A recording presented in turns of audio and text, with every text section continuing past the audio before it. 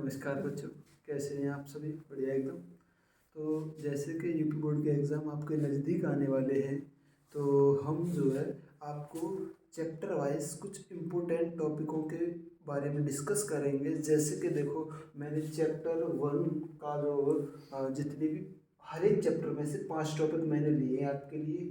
इन 5 टॉपिकों में से आपका जो है कम से कम 70% प्रश्न 100% फंसने वाला है। तो कुछ टॉपिक हैं जैसे कि क्रिस्टलीय एवं अक्रिस्टलीय ठोस में अंतर। ठीक है, आप लोग इस अच्छे तरीके से तैयार करना इसे। दूसरा है एक एक कोष्टिका। एक एक कोष्टिका 2 पार्टों में होती है तुम्हारी। एक तो आगे एक एक कोष्टिका, एक केंद्रित एक एक कोष्टिका। ठीक है, आप टेबल आपकी एनसीईआरटी में दे रखी है, टेबल नंबर 1.3, जिसे आप अच्छी तरीके से पढ़ के जाना, क्योंकि वहाँ से एक न्यूमेरिकल बनता है। न्यूमेरिकल कैसा? 1 नंबर का एमसीक्यू टाइप प्रश्न। अच्छा, उसके बाद बिंदु दोष के प्रकार, जो बिंदु दोष होते हैं उनके प्रकार, उसमें से प्रश्न बनता है। जैसे स्टिकियोमेट्री दोष में से 100% इम्पोर्टेंट प्रश्न है आपका फिंकलिस्टन और सॉर्टिकी दोष। ठीक है, आप इसमें अंतर अवश्य पढ़ के जाएं। इसके अलावा शुद्धता दोष, नॉन स्टिकियोमेट्री दोष, ये पढ़ के जाना है। और चुंबकीय गुण, जिसमें अनुचुंबकत्व, प्रतिचुंबकत्व, लौह चुंबकत्व, प्रतिलौह चुंबकत्व और फेरी चुंबकत्व। ठीक है, ये पढ़ के जाना। और देखो, इस पर आधारित जो आपके सामने फॉर्मूला लिखा हुआ है, rho is equals to Z M upon में एन ए इंटू ए का क्यूब, ये फॉर्मूला जो दे रखा है इस पर आधारित जो है प्रश्न आते हैं। तो आप जो है न्यूमेरिकल जितना हो सके उतना एनसीईआरटी के तैयार करके रहें। ठीक है। अच्छा, अब बात करते हैं चैप्टर नंबर 2, जो कि सबसे ज़्यादा वेटेज है। चैप्टर नंबर 2 का जो वेटेज है आपका, वो है 7 मार्क्स का।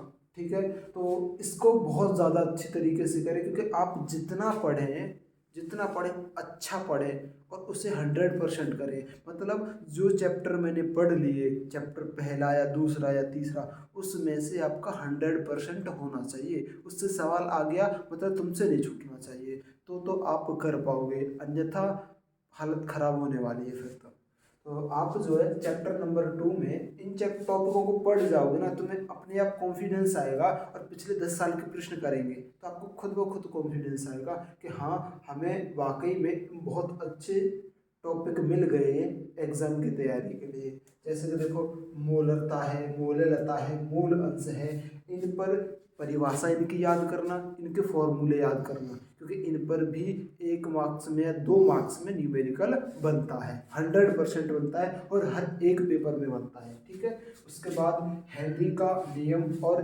उसके अनुप्रयोग, उसके बाद राउल्स का नियम, राउल्स के नियम के बाद जो है आदर्श और अनादर्श। ठीक है, बहुत अच्छी तरीके से पढ़ के जाना बच्चों एनसीईआरटी से, आदर्श और अनादर्श, जिसमें धनात्मक और ऋणात्मक विधुलन आपको दे रखे हैं, वो भी पढ़ के जाना आप लोग अच्छी तरीके से। और अणुसंख्यक गुणधर्म, इसको तो छोड़ना ही मत। इस चैप्टर में आपको ये वाला टॉपिक तो बिल्कुल नहीं छोड़ना है। 100% लिख के दे रहा हूँ, आपका क्वेश्चन फंसेगा इसमें। जैसे कि देखो, वाष्प दाब का अपेक्षित अवनमन, क्वथनांक का उन्नयन, हिमांक का अवनमन, परासरण दाब। आप पिछले 10 साल के पेपर देखोगे तो प्रत्येक वर्ष सबसे ज़्यादा प्रश्न आए हैं। और देखो, सबसे ज़्यादा जो इम्पोर्टेंट है वो आपका जो है वो दूसरा वाला और एक तीसरा वाला, इस पे न्यूमेरिकल, हालांकि जितना मैं सिलेबस आपको बता रहा हूँ, मैं खुद भी चैप्टर नंबर 2 और चैप्टर नंबर 3, चैप्टर नंबर 4 खुद ब खुद कराऊंगा आपके यूट्यूब चैनल पर। तो आप जो है इन टॉपिकों को अच्छी तरीके से तैयार करना। चैप्टर नंबर 3, देखो इसमें गैल्वेनिक सेल, नष्ट समीकरण सबसे ज़्यादा इम्पोर्टेंट की मैं बात करता हूँ चैप्टर नंबर 3 में, तो वो है नष्ट समीकरण। जैसे कि देखो, आपको दे रखी है नष्ट समीकरण, चालकत्व, विशिष्ट चालकत्व। ठीक है, इस पर न्यूमेरिकल आते हैं, इस पर भी न्यूमेरिकल आता है, इस पर भी न्यूमेरिकल आता है। कोलराउस का नियम और अनुप्रयोग आपको अच्छी तरीके से पढ़ के जाना। ये जितने भी टॉपिक आपको दिए गए हैं वो 100% इम्पोर्टेंट टॉपिक हैं आपके। ठीक है।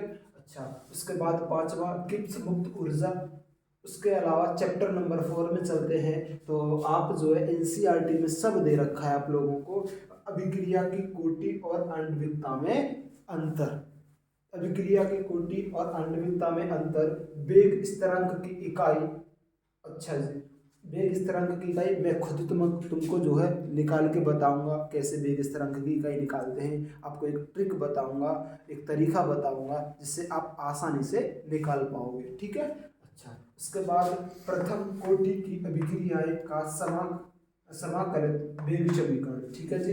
आपको एक फॉर्मूला दे रखा है प्रथम कोटि का, K1 बराबर 2.303 अपॉन में टी और लॉग यहाँ a अपॉन में a माइनस के एक्स, ये फॉर्मूला दे रखा है। इस फॉर्मूले पर आधारित बहुत प्रश्न आते हैं 100%, ठीक है। और एक अर्धआयु पे आता है, अर्धआयु आपको पता होगा T half is equal to 0.691 upon में क्या होता है K1।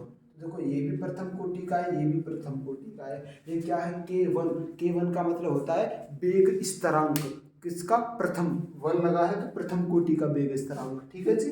अच्छा, उसके बाद चैप्टर नंबर 5 पे आते हैं। तो ये सभी क्या है आपके इम्पोर्टेंट टॉपिक है, अच्छी तरीके से पढ़ें, ठीक है। इसमें हम क्लास में आपको सिर्फ और सिर्फ क्या कर रहे हैं, इम्पोर्टेंट टॉपिकों के बारे में बता रहे हैं। आप लोग क्या करें, इनका स्क्रीनशॉट ले लें, अपने पेज में कहीं पे लिख लें, अपनी रफ नोटबुक में लिख लें और उनसे आप तैयारी करें। जैसे कि देखो, अधिशोषण और रसा अवशोषण में अंतर, वास्तविक व कोलॉइडिक विलयन में अंतर, द्रव विरागी में अंतर, टिंडल प्रभाव, ब्राउनी गति, स्कंदन, वैद्युत कण संचलन और हार्डी सुलजे का नियम, ठीक है जी। तो ये जो हैं आपके चैप्टर 5 तक के क्या है, इम्पोर्टेंट प्रश्न हैं। कैसे हैं, इम्पोर्टेंट प्रश्न हैं, जिन्हें आप बहुत ज़्यादा अच्छी तरीके से करेंगे तो मेरा विश्वास है आप 70 से 80% प्रश्न अपने एग्जाम में इन्हीं टॉपिकों से देखोगे, ठीक है। तो हालांकि मैं भी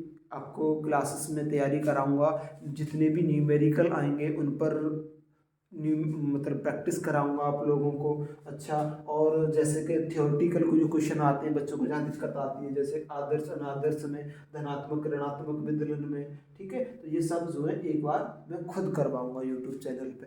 और देखो, चुंबकीय गुण तो आप 2 जगह पढ़ोगे, डी ब्लॉक और ए ब्लॉक एलिमेंट जो चैप्टर है उसमें भी आप जो है पढ़ेंगे चुंबकीय गुण। तो आप लोग क्या करना, पहले वाले चैप्टर में ही अच्छी तरीके से पढ़ लेना, जिससे कि आप डी में थोड़ा सा रिवीजन करो तो आपको समझ में आ जाए, ठीक है।